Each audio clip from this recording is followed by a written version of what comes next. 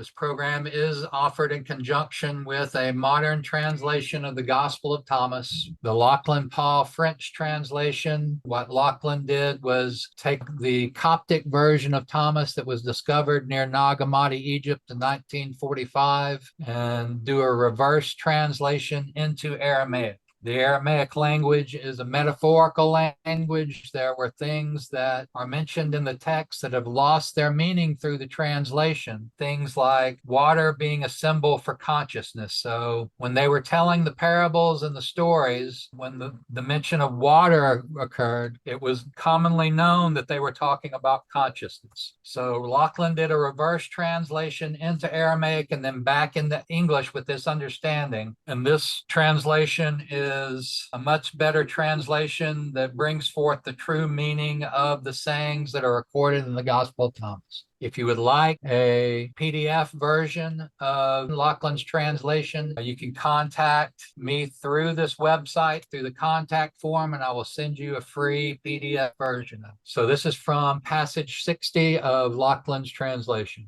Remember the parable, except a seed shell rots away from the seed when it's fallen in the soil, it shall not bring forth its fruit, bring forth its transformation. It must let go of its identification with the hard exterior and its old nature before it can expand and grow into its transformed state. Just so, if an individual remains focused on the temporary body personality, that's the ego, if he remains focused on that identity and remains uninitiated to his divinely birthed true soul purpose, if he remains unaware of the power of his divine breath and its fiery cleansing purpose, then in this life he shall simply age, shrink, and wither as the unevolved ego personality he received at birth, not realizing he was something magical. So the system will eat him up in the striving and the ego darkness, and he will die like a human. What that's referring to is if our consciousness identifies itself as the ego is what passes at death. That's what causes our forgetfulness between lives. If we identify with the ego, our consciousness passes into darkness with the ego. What this program is doing is giving us an action plan to remember, reincorporate our identity within a functional whole into our consciousness. So it's a very important for the development of the individual. However, if he attends to his inner life, he will live like a child of God.